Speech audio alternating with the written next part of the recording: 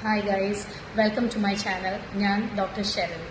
ഞാൻ ഇന്നിവിടെ വന്നിരിക്കുന്നത് പ്രിമച്വർ ഹെയർ ഗ്രേയിങ്ങിനെ കുറിച്ച് സംസാരിക്കാനാണ്.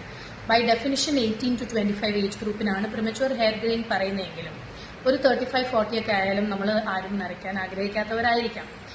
സോ അതിൻ്റെ റീസൺസ് നമുക്ക് മനസ്സിലാക്കിയെങ്കിൽ മാത്രമേ നമുക്ക് treatment മനസ്സിലാവുകയുള്ളൂ.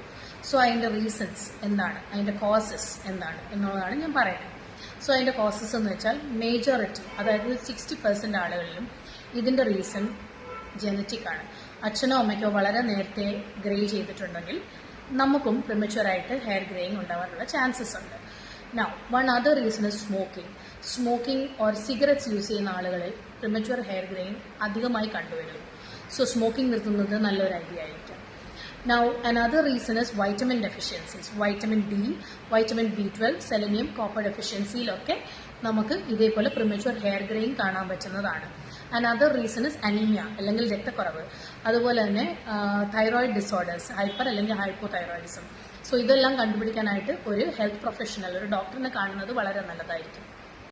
So coming to the treatment, നമുക്ക് ആദ്യം ചെയ്യേണ്ടത് ഞാൻ ഈ പറഞ്ഞ കോസസ്, അതായത് സ്മോക്കിംഗ് നിർത്തുക, വൈറ്റമിൻസ് എല്ലാം സപ്ലിമെന്റ് ചെയ്യുക, അതിനൊരു ഡോക്ടറിനെ കാണുക. അനീമിയ അല്ലെങ്കിൽ തൈറോയിഡ്, അങ്ങനെ എന്തെങ്കിലും ഓട്ടോ ഇമ്മ്യൂൺ അസുഖങ്ങൾ ഉണ്ടോ എന്നുള്ളത് നമ്മൾ ബ്ലഡ് പ്രൊഫൈൽ ചെയ്താൽ തന്നെ മനസ്സിലാകും. സോ ഇതെല്ലാം ഒരു ഡോക്ടറിനെ കണ്ടിട്ട് സോൾവ് ചെയ്യേണ്ട കാര്യങ്ങളാണ്. ഇനി നമുക്ക് വീട്ടിൽ ചെയ്യാൻ പറ്റുന്ന കാര്യങ്ങൾ, ഹെയർ കളർ.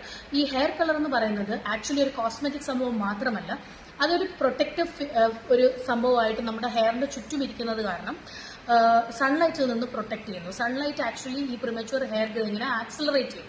സോ അത് പ്രിവെന്റ് ചെയ്യാം ഹെയർ കളർ യൂസ് ചെയ്ത് കഴിഞ്ഞാൽ.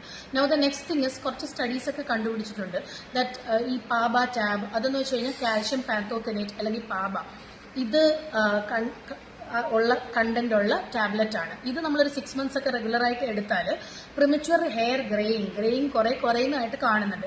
പക്ഷേ ഞാനിവിടെ മെൻഷൻ ചെയ്യേണ്ട ഒരു കാര്യമാണ്, ആ ടാബ്ലറ്റ് നിർത്തി ഒരു 1 മാസമൊക്കെ ആവുമ്പം തിരിച്ച് ഗ്രേസ് വരാനുള്ള ചാൻസസ് വീണ്ടും പഴയ പോലെ തന്നെ ആവും, കൂടില്ല.